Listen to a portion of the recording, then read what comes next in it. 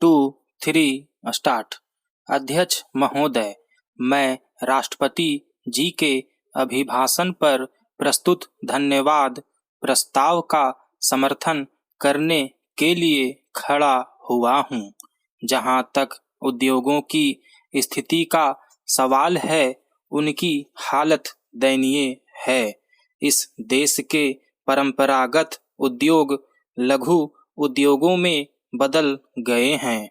उन उद्योगों को पर्याप्त संरक्षण सरकार द्वारा उपलब्ध होता, कच्चा माल मिलता तो देश की चुनौतियां ये लघु उद्योग संभाल सकते थे। चूंकि लघु उद्योग अविकसित क्षेत्रों में होते हैं और उसमें ग्रामीण लोगों की हिस्सेदारी होती है, वे मजदूरी करते हैं और अपना पेट पालते हैं। लेकिन लघु उद्योगों के लिए आज तक कोई राष्ट्रीय नीति नहीं बनाई जा सकी है।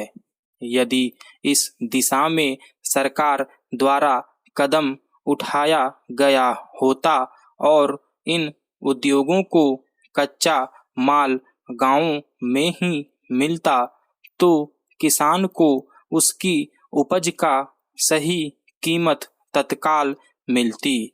साथ ही साथ गांव में रहने वाला जो गरीब मजदूर है, उसको रोजगार मिलता और उसे आर्थिक आत्मनिर्भरता भी मिलती। वास्तव में देखा जाए तो पिछले 50 सालों में जो भी नीतियां पिछली सरकार द्वारा बनाई गई, वे बड़े उद्योगों को ध्यान में रखकर बनाई गई है और लघु उद्योग के विकास के लिए केवल आंसू बहाए गए, उनको संरक्षण नहीं दिया गया है। मैं समझता हूँ कि लघु उद्योगों की ओर दृष्टि डालकर उनके संकट को दूर करने के संबंध में सोचा जाए तो वे प्रभावी हो सकते हैं। मैं सबसे पहले पर्यावरण के बारे में कुछ शब्द आपके माध्यम से कहना चाहता हूँ। पर्यावरण को सुरक्षित रखने के बारे में बहुत सी बातें कही जा चुकी है और आज भी कही जा रही है। जल तथा वायु में शुद्धता लाने के लिए सरकार द्वारा जो अनेक कार्यक्रम बनाए गए हैं, मैं उनके बारे में एक उदाहरण देना चाहता हूँ। पिछली सरकार द्वारा गंगा कार्य योजना बनाई गई थी, लेकिन उस योजना को सार्थक करने के लिए कोई ध्यान नहीं दिया गया। इस योजना पर सरकार द्वारा बहुत अधिक पैसा खर्च किया गया, लेकिन गंगा जल की स्थिति यह है कि आज भी गंगा नदी का पानी पीने के योग्य तो बहुत दूर की बात है, यह नहाने के लायक भी नहीं है।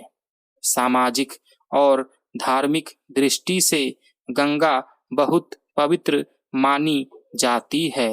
न्यायालय में भी गंगा की कसम इसलिए खाते थे चूंकि गंगा नदी को पवित्र माना जाता है, इसलिए वह व्यक्ति भी अपनी बात पवित्रता के साथ कहेगा।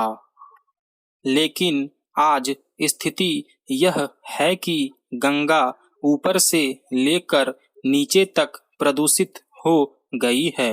सैकड़ों कारखानों का गंदा पानी गंगा नदी में गिर रहा है, लेकिन उन कारखानों के खिलाफ कोई उपाय नहीं किया जा रहा है।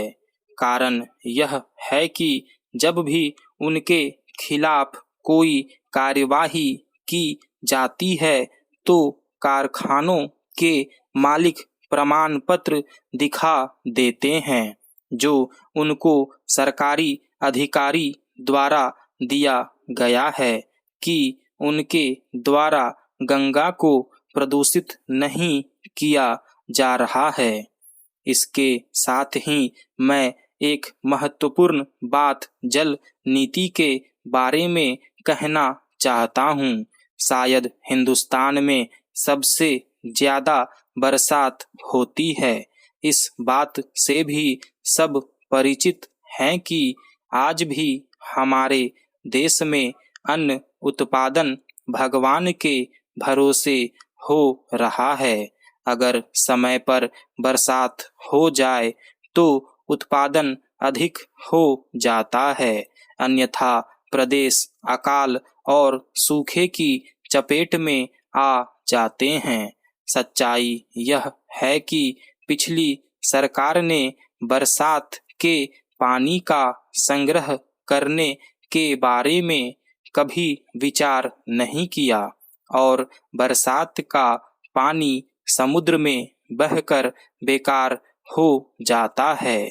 यदि हमने उस पानी को रोकने के उपाय किए होते, तालाब या छोटे छोटे बांध बनाकर उस पानी को रोका गया होता तो एक तरफ जहां हमारी सिंचाई की जरूरत पूरी होती, वहीं दूसरी तरफ जमीन का जल स्तर भी ऊंचा होता।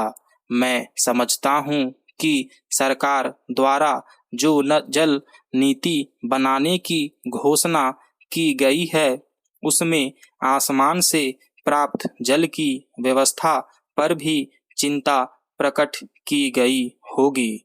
महोदय, मैं एक बात कहकर अपनी बात समाप्त करूंगा। इस देश में सामाजिक न्याय की बात कही जाती है, लेकिन दूसरी तरफ एक जाति को दूसरी जाति के खिलाफ भड़काया जाता है। मेरी दृष्टि में राजनीतिक लाभ के लिए इस तरह के कृत्य को सामाजिक न्याय नहीं कहा जा सकता है। मेरे विचार से किसी भी जाति को जातीय कारणों से छोटा या बड़ा नहीं समझना चाहिए। विश्व में हिंदुस्तान ही एक ऐसा देश है जहां आदमी विभिन्न जातियों के साथ बटा हुआ है। जब तक यह चीज हमारे देश में रहेगी तब तक सामाजिक न्याय की बात करना व्यर्थ है। इसलिए सरकार ने जो राष्ट्रीय एकता का संकल्प लिया है वह कदम स्वागत योग्य है।